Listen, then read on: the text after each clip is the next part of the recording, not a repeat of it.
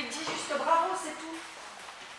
Je te demande pas de te répondre en compliment, je te demande de lui dire juste un petit bravo. Mais attention, qui sonne quand même. Pas appuyer, d'accord, afin qu'elle ne soit pas obligée de te faire répéter. Je ne peux pas. Tu ne peux pas dire bravo. Non. Même un petit bravo. Non. C'est quoi? C'est le mot qui te gêne? Non, c'est ce qu'il veut dire. Ce qu'il veut dire. Si tu le dis comme bonjour, déjà, il peut beaucoup moins dire ce qu'il peut dire. Ça doit quand même un peu dire félicitations, non? Oui, mais à peine. Vraiment à peine. J'y arriverai pas. Jean-Claude, tu as vu où elle nous a placés? Au 6e rang d'orchestre, au milieu de tous les gens connus. On n'est pas célèbres, nous, on est même le contraire. Elle a fait ça pour nous faire plaisir. Je n'ai trouvé aucun plaisir. C'est bien pour ça que tu n'es pas obligée de... tu lui dis juste un petit bravo et c'est tout. Tu es débarrassée et moi j'enchaîne. J'y arriverai pas. Sa loge est là. J'y arriverai pas. Alors, c'est bien pour ça que je ne te demande pas de lui dire merci. Merci, là, d'accord. Merci, ça pourrait avoir un petit côté hypocrite. Surtout si tu t'es beaucoup ennuyé. Mais bravo, franchement, bravo, c'est rien. Un sourire. Même pas un demi-sourire. Une lèvre qui se retrousse à peine. Je te dis que je n'y arriverai pas. Alors dis-le 2 fois. 2 fois, oui. Bravo, bravo. Ça glisse tout seul. On se rend presque pas compte qu'on l'a dit. Ça file. On n'a même pas le temps de penser à ce que ça veut dire. Tiens, c'est un peu comme « oh pardon ». Quand tu dis « oh pardon », tu n'as pas l'impression de demander vraiment un pardon, de réclamer une absolution pour ta faute.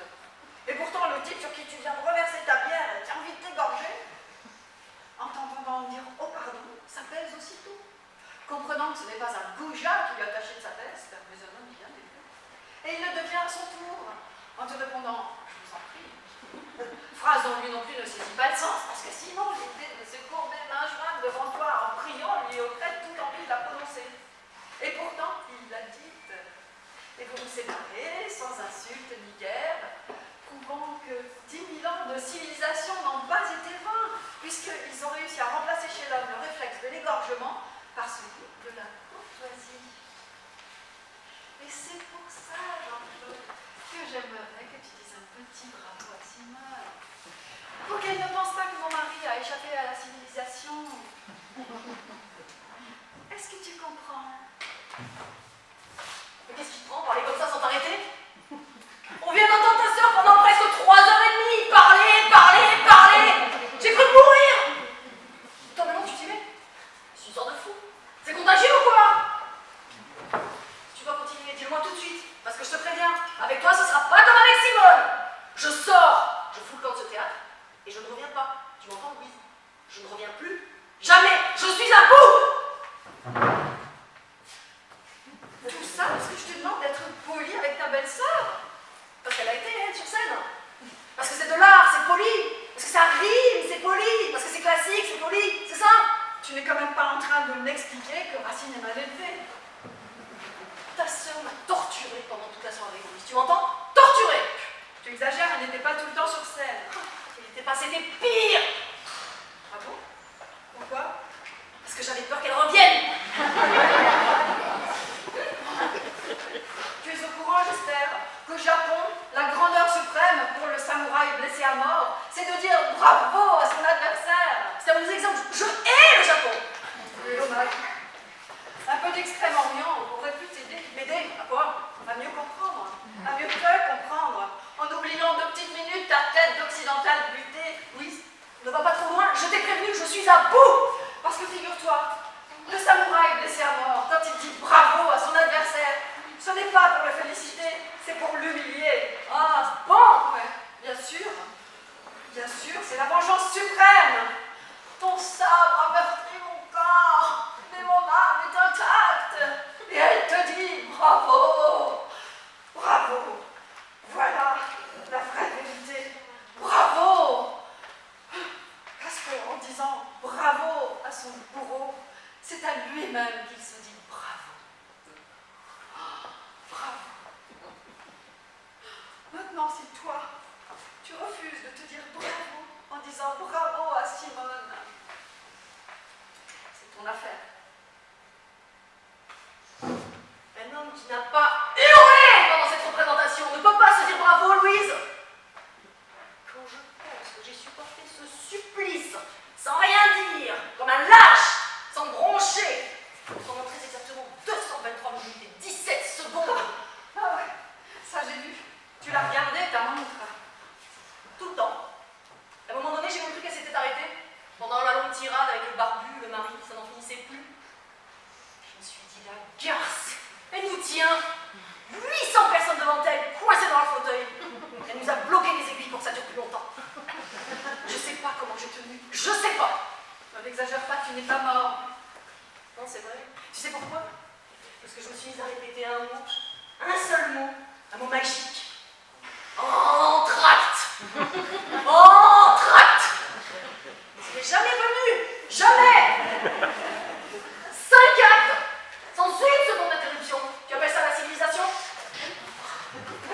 15 ans d'attente. Ça fait 15 ans que Simone attend d'entrer à la Comédie Française. Et ça y est, c'est fait, elle est engagée. Et ce soir, au miracle, on lui offre de jouer le rôle qu'elle attend depuis toujours. Ce soir, pour la première fois de sa vie, elle vient de jouer Phèdre devant le plus prestigieux théâtre d'Europe. Et toi, Jean-Claude, son beau-frère, tu refuses de lui dire bravo, même un petit bravo. Qu'est-ce que tu es devenu? Un animal? Elle vient de jouer Phèdre pour la première fois de sa vie. Et tu te moques ou quoi? Et le jour de notre mariage, t'as oublié peut-être? Elle s'est mise à en déclamer un morceau comme ça, en plein milieu du repas, sans prévenir personne. Même qu'après les enfants ont pleuré, qu'aucun invité n'a voulu danser, et que mon père a gueulé sur le tien. Elle nous a foutu une ambiance de merde avec sa vocation et cet alexandrin. C'est maman qui lui a fait demander pour nous faire une surprise. La surprise, ça a failli être que je quitte la table, Louise. La table du plus beau jour de notre vie.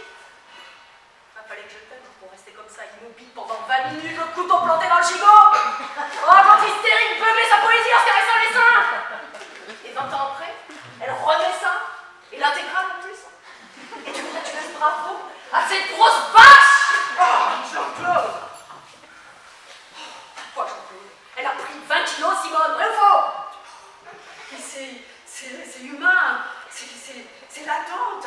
15 ans d'angoisse, ça fait 15 ans. Forcément, elle a compensé par la nourriture.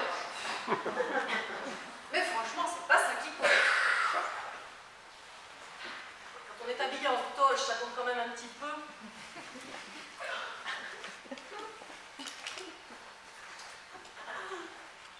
Jean-Claude, pourquoi tu es venu? Pardon? Pourquoi tu m'as accompagnée à cette générale? Tu plaisantes? Pas le nom du monde. Tu connais la silhouette de Simone, tu savais qu'elle allait jouer Phèdre. Alors, pourquoi tu es venue? Parce que ça fait 3 mois que tu me bassines, jour et nuit, avec la générale de ta sœur qui ne faut manquer sous aucun prétexte. La soirée du 24 février a été soulignée en rouge sur tous les agendas, tous les calendriers. C'est devenu une fête familiale. Cette année, chez nous, on aura eu Pâques, Noël et Phèdre. Et à ce propos, je te signale que ni ton père, ni ta mère, ni ton frère ne sont là ce soir.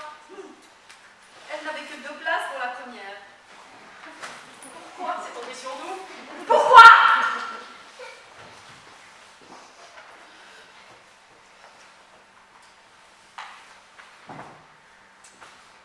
Et oh!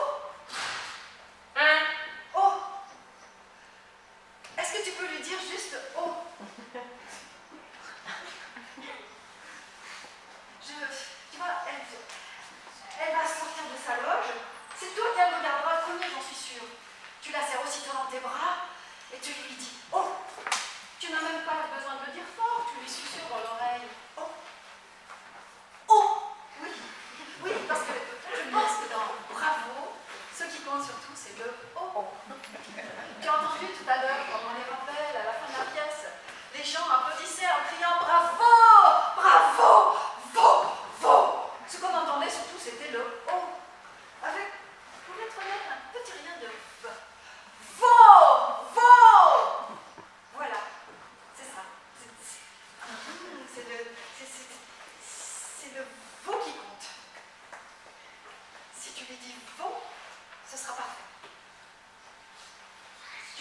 dire veau à ta sœur. Veau. Oui. Louise, est-ce que le temps ne serait pas venu de faire le point sur notre couple?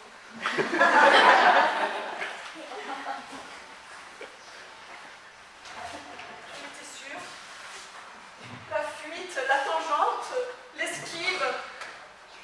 Une fois de plus, tu cherches à échapper à ce que je te demande. Jamais le moindre effort pour me comprendre, pour me satisfaire. Parce que tu en fais, toi, des efforts. Beaucoup, Jean-Claude, beaucoup. Je rêve.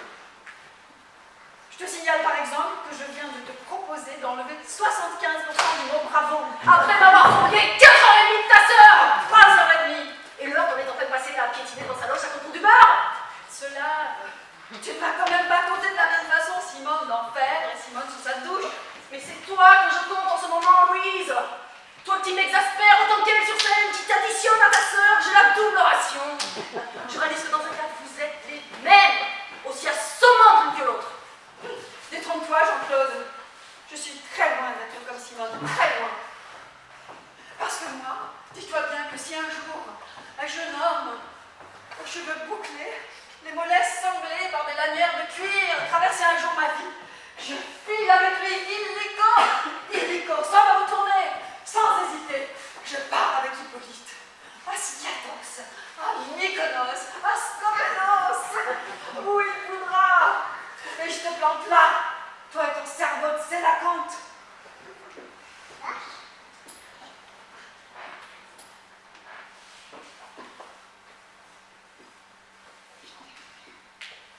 Tu ne dis rien? Non? Ça ne te fait rien. Quoi donc? Ce que je viens de dire? Non. Que je parte avec Hippolyte, ça ne te fait rien. Non. Même dans une île grecque? Non. Cerveau de Sélacanthe, c'était l'enfer. Non. Oh, non, oui. Normal. Ça vient du grec. Koilos, creux, et la canta, épine. C'est un gros poisson. C'est notre ancêtre. Avant le singe. Pas quand même.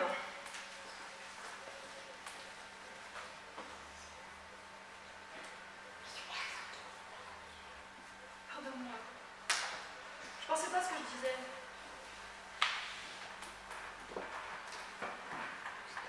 Tu m'aimes plus?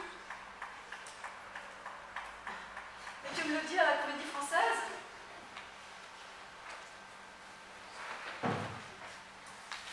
Je crois que ni toi ni moi on gardera un bon souvenir de cet endroit. Tu vas?